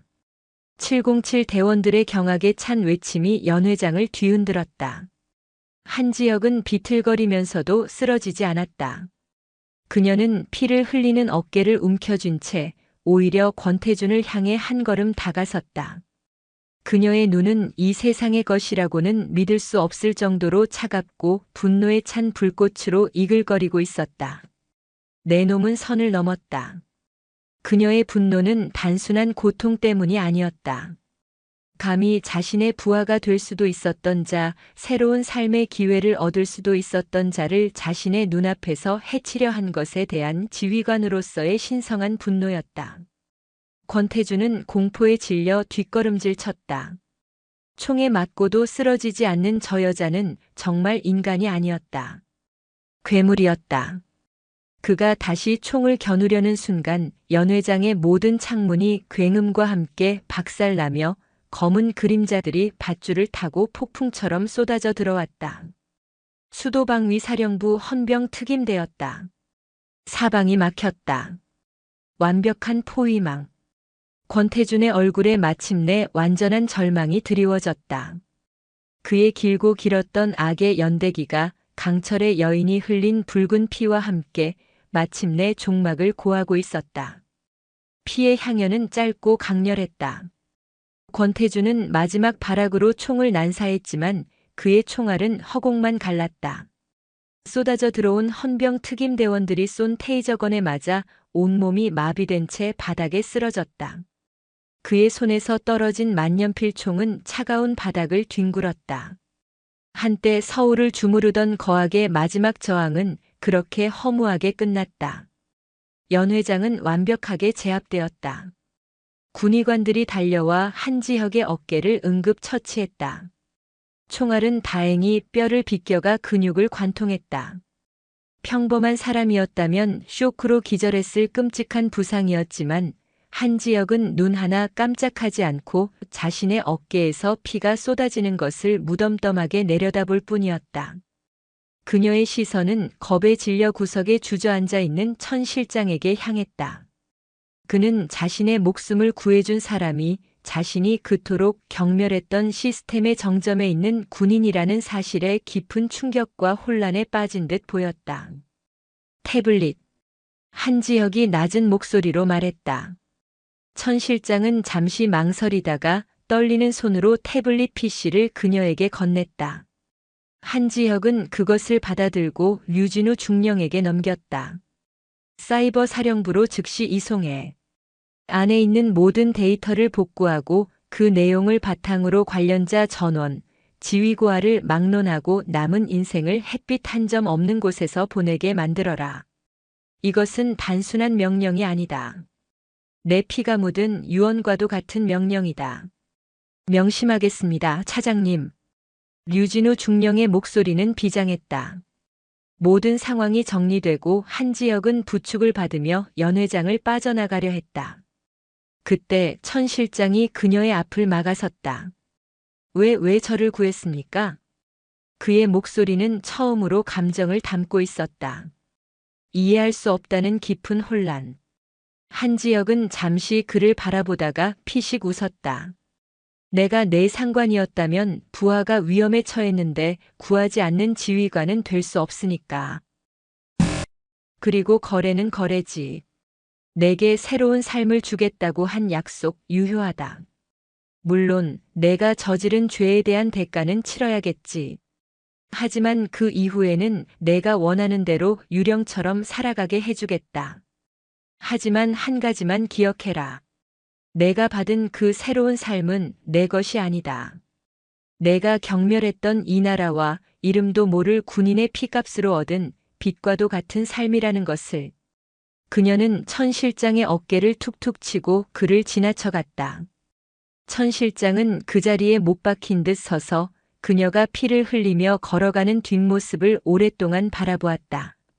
그의 텅 비어있던 가슴 속에서 아주 오랜 시간 잊고 있었던 뜨거운 무언가가 희미하게 피어오르는 듯 했다. 한지혁은 병원으로 이송되는 대신 헬기를 타고 용산의 합참본부로 향했다. 그녀의 어깨는 임시로 봉합되었지만 통증은 신경을 갉아먹고 있었다. 하지만 그녀에게는 아직 해야 할 일이 남아 있었다. 합동특별수사본부 상황실. 그녀가 피 묻은 셔츠 차림으로 들어서자 상황실에 있던 모든 장성들과 수사관들이 일제히 일어나 경례했다. 그들의 눈에는 존경과 경외가 가득했다. 지금부터 서울의 여명 2단계 작전을 개시한다. 한지혁은 통증을 참으며 거대한 전술 스크린 앞에 섰다. 천 실장의 태블릿에서 복구된 데이터들이 화면을 가득 채우고 있었다. 그것은 상상을 초월하는 대한민국 부패의 민낯이었다. 여기 명단에 있는 모든 인원들. 지금 이 시간부로 전원 긴급 체포한다.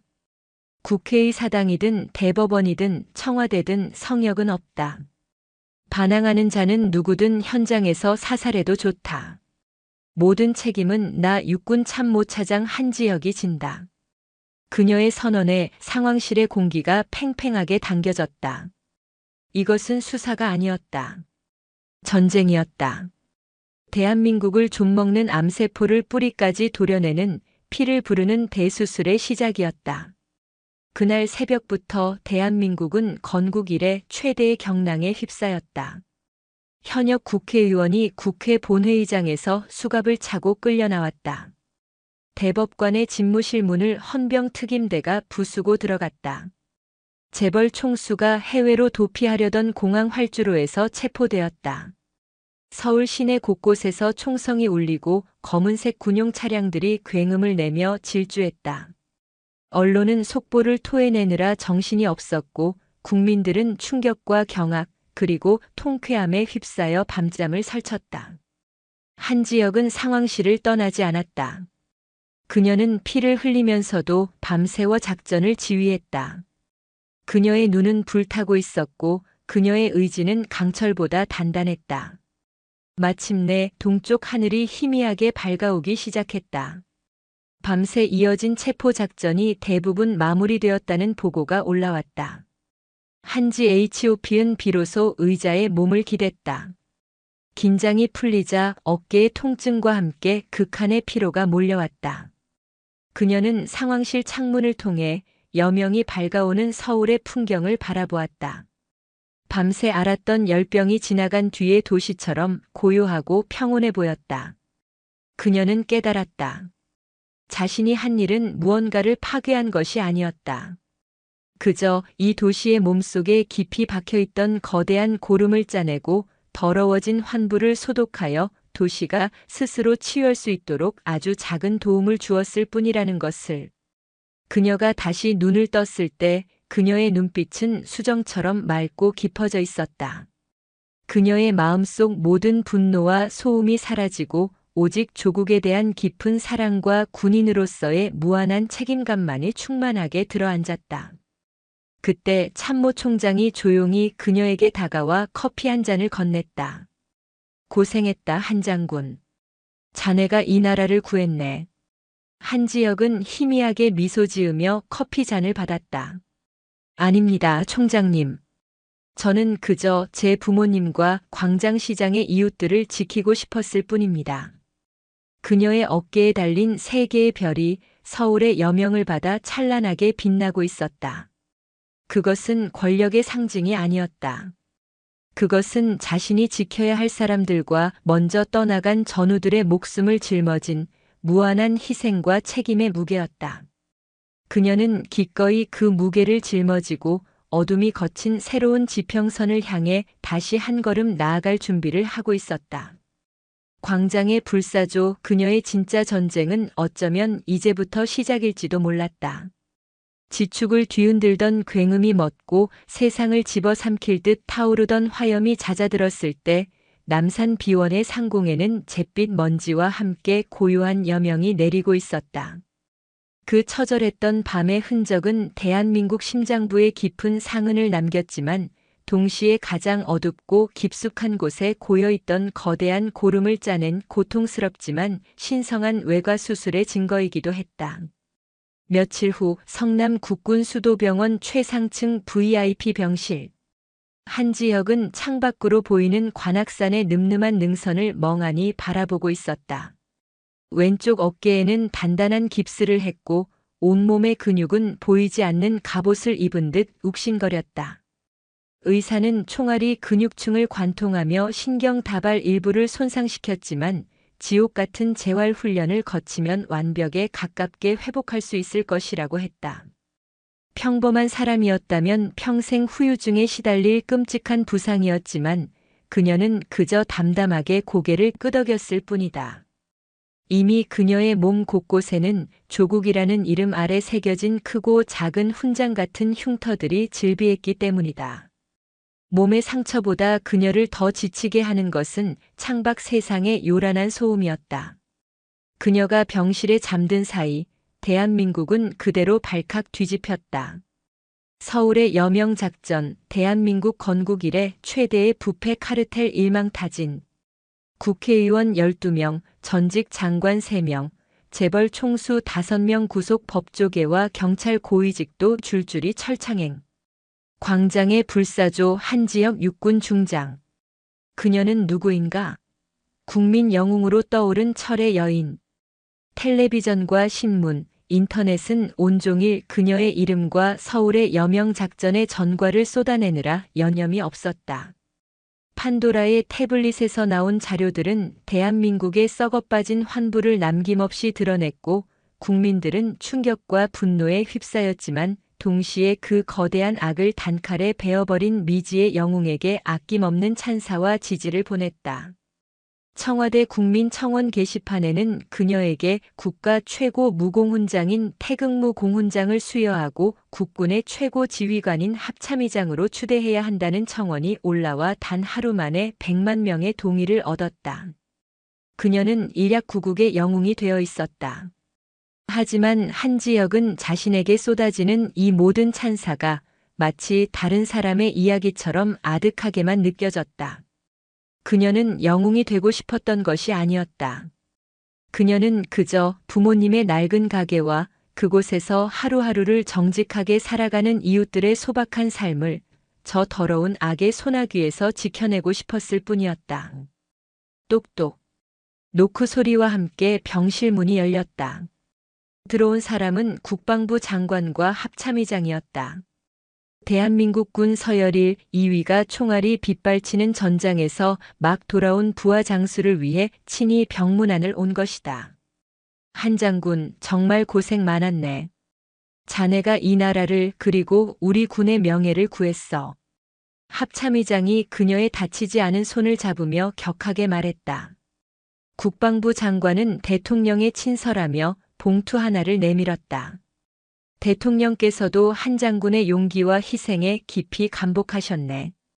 이 작전을 성공적으로 마무리한 공을 높이 사 한 장군을 대한민국군 역사상 최초의 여성 대장으로 진급시키고 육군 참모총장으로 임명하시겠다는 뜻을 전해 오셨네. 육군 참모총장.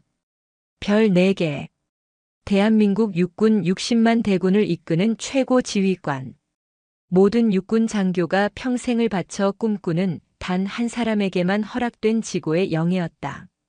하지만 한지혁의 표정은 파동 하나 없는 호수처럼 고요했다. 과분한 영광입니다. 하지만 사양하겠습니다. 한 장군? 장관과 의장이 동시에 되물었다. 저는 지휘관입니다. 제 자리는 정책을 논하는 용산의 집무실이 아니라 제 부하들이 피 흘리는 최전방입니다. 제게 주실 영광이 있다면 이번 작전에서 목숨을 걸고 임무를 완수한 707 특임단과 수도방 위사령부 헌병 특임대 대원들에게 나누어 주십시오. 그리고 저는 아직 휴가 중입니다. 부모님 가게를 돌봐야 합니다. 그녀의 마지막 말은 농담처럼 들렸지만 그 안에 담긴 의지는 강철처럼 단단했다. 장관과 의장은 더 이상 아무 말도 하지 못했다.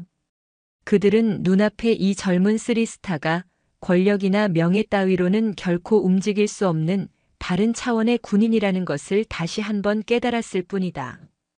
그들이 돌아간 뒤 또 다른 손님이 찾아왔다. 검찰에 자수하여 모든 죄를 자백하고 수사에 적극 협조한 대가로 불구속 상태에서 재판을 기다리고 있는 마석태였다. 그는 수척해진 얼굴로 한지혁의 침대에서 몇 걸음 떨어진 곳에 서서 고개를 깊이 숙였다. 장군님 동생, 어제 무사히 퇴원했습니다. 새 심장으로 새 삶을 얻었습니다. 이 은혜를 평생 어떻게 갚아야 할지. 그의 목소리는 물기에 젖어 있었다. 그의 손에는 커다란 과일 바구니와 함께 법무법인 명의로 된 서류 봉투가 들려 있었다. 이것은 제 모든 재산을 사회에 환원하겠다는 서약서입니다. 그리고 제 남은 인생은 장군님께서 명하신 대로 광장시장의 상인들을 위해 바치겠습니다. 한지혁은 말없이 그를 바라보았다. 그의 눈에서 예전의 도끼와 살기는 완전히 사라지고 깊은 참회와 새로운 삶에 대한 비장한 의지가 자리 잡고 있었다. 은혜는 나에게 갚는 게 아니다. 내가 흘리게 했던 사람들의 피눈물에, 그리고 내게 새로운 삶의 기회를 준 내 여동생에게 평생을 바쳐 갚아나가라. 그녀는 과일 바구니에서 사과 하나를 꺼내 그에게 던졌다. 그리고 내 놈은 아직 내 부하가 아니다. 어깨 펴고 똑바로 서. 죄 지은 놈처럼 보이면 시장 상인들 중 누가 너를 믿고 의지하겠나. 방패가 되기로 했으면 강철처럼 단단해져야지. 마석태는 날아온 사과를 받아들고 뜨거운 눈물을 삼키며 허리를 폈다. 그는 아무 말 없이, 그러나 세상 그 어떤 맹세보다 더 깊은 충성을 담아 한지혁을 향해 90도로 허리를 숙여 인사하고 병실을 나섰다. 그의 등은 더 이상 패배자의 그것이 아니었다. 그는 자신의 죄를 짊어지고 광야로 나서는 속죄자의 등을 하고 있었다. 한 달 후 서울 광장시장. 시장은 거짓말처럼 평화를 되찾았다. 아니, 이전보다 훨씬 더 활기차고 생기가 넘쳤다. 상인들의 얼굴에는 그늘 대신 웃음꽃이 피었고 골목마다 희망이라는 이름의 온기가 가득했다. 시장 입구에는 상인들이 자발적으로 돈을 모아 세운 거대한 감사 현수막이 바람에 나부끼고 있었다. 우리의 영원한 수호신 불사조 한지혁 장군님, 당신이 우리의 광장입니다. 그리고 시장의 심장부 전준의 빈대떡은 여전히 고소한 기름 냄새를 풍기며 손님들을 맞고 있었다. 가게는 이전보다 몇 배는 더 문전성시를 이루었다. 사람들은 빈대떡 맛이 궁금해서 오기도 했지만 대부분은 살아있는 전설, 자신들의 삶을 구해준 영웅을 한 번이라도 더 보고 싶어 찾아왔다. 왼쪽 팔에 보조기를 찬 한지혁은 여전히 앞치마를 두르고 쉴 새 없이 빈대떡을 부치고 있었다. 그녀의 움직임은 예전보다 조금 부자연스러웠지만 그 안에는 깊은 평온함이 담겨 있었다. 아이고, 우리 장군님. 팔도 불편한데 고마 좀 쉬엄쉬엄 하이소. 사장님, 여 막걸리 한 주전자 추가요. 안주는 우리 장군님 얼굴이면 됩니다. 손님들은 너도 나도 그녀를 친근하게 부르며 농을 건넸다. 그녀가 대한민국 육군 서열 2위라는 사실은 이제 중요하지 않았다. 이곳 광장시장에서 그녀는 그저 자신들의 이웃이자 든든한 버팀목이며 자랑스러운 우리 사장님일 뿐이었다. 가게 주변에서는 광장시장 상인자치회라는 글자가 새겨진 조끼를 입은 덩치 큰 사내들이 분주하게 움직였다. 마석태와 그의 옛 부하들이었다. 그들은 시장의 질서를 유지하고 상인들의 꾸준히 일을 돕고 외부에서 들어오는 잡상인이나 소매치기들을 막아내는 든든한 방패 역할을 하고 있었다. 처음에는 그들을 두려워하고 경계하던 상인들도 묵묵히 땀 흘리며 진심으로 봉사하는 그들의 모습을 보며 이제는 한 식구처럼 대하고 있었다. 모든 것이 제자리를 찾은 듯 했다. 어둠이 걷히고 상처는 서서히 아물고 있었다. 그날 저녁 마지막 손님을 보내고 가게를 정리하던 한지혁에게 류진우 중령이 사복 차림으로 찾아왔다. 그는 늦은 저녁 식사라며 빈대떡과 막걸리를 주문하고는 조용히 서류 봉투 하나를 그녀에게 내밀었다. 천 실장, 모든 수사가 끝났습니다.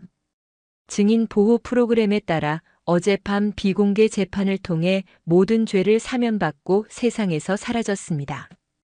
국정원에서 새로운 신분과 임무를 부여하여 지금쯤 동유럽의 어느 분쟁 지역에서 유령으로 활동하고 있을 겁니다. 한지혁은 말없이 고개를 끄덕였다. 그녀는 봉투를 열어보지 않았다. 그리고 권태준 1심에서 사형을 선고받았습니다. 관련된 모든 부패 인사들도 법이 허용하는 최고 형량을 선고받았고요.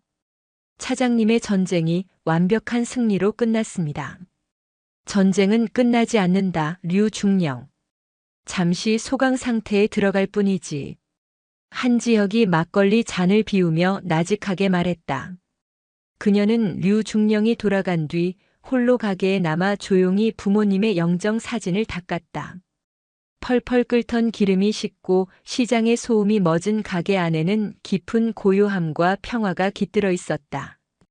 그녀는 처음으로 이 모든 짐을 내려놓고 평범한 삶을 살아보고 싶다는 생각을 했다. 바로 그때였다. 가게 한쪽에 놓아둔 군용 회선과 연결된 그녀의 특수 보안폰에서 짧은 진동이 울렸다. 그녀가 절대 받지 않기를 바랐던, 그러나 언젠가는 반드시 올 것이라 예감했던 신호였다. 발신자는 유령. 세상에서 사라진 남자 천 실장이었다. 국정원의 보안망을 뚫고 그녀에게 직접 연락을 취한 것이다. 문자의 내용은 짧았지만 그 안에 담긴 무게는 강철과도 같았다. 장군님께 빚을 갚을 기회가 온 것 같습니다. 권태준이 동남아 마약 카르텔과 손잡고 추진하던 프로젝트 K. 기억하십니까? 단순한 신약 개발이 아니었습니다. 북한의 생화학 무기 기술을 빼돌려 특정 유전자만 공격하는 치명적인 바이러스를 개발하고 있었습니다. 권태준은 잡혔지만 기술 데이터의 일부와 샘플이 이미 카르텔의 손에 넘어갔습니다. 그리고 그들이 지금 서울로 들어오고 있다는 첩보입니다. 목표는 대한민국 전체를 인질로 잡는 것입니다. 한지혁은 소리 없이 문자를 삭제했다. 그녀의 눈빛이 순간 평온한 국밥집 주인의 그것에서 다시 냉혹한 전사의 눈빛으로 돌아왔다. 그녀의 마음을 채웠던 짧은 평화는 신기루처럼 사라지고 차갑고 비정한 결의가 그녀의 온몸을 감쌌다. 그녀는 창밖으로 화려한 불빛이 잠들지 않는 서울의 밤을 바라보았다. 저 평화로운 도시의 심장부 아래 상상조차 할 수 없는 끔찍한 재앙이 조용히 고개를 들고 있었다. 부패한 내부의 적을 도려낸 자리에 이제는 조국의 명운을 통째로 집어삼키려는 외부의 거대한 적이 다가오고 있었다. 한지혁은 허리에 둘렀던 앞치마를 풀었다.